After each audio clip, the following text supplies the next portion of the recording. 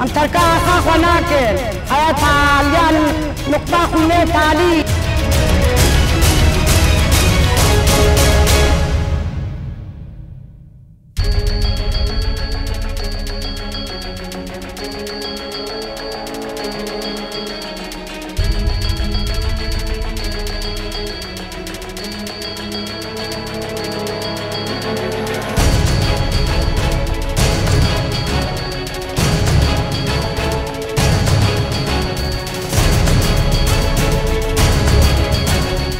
خدا جیانه ام ترکا خا خناکن حیات عالیان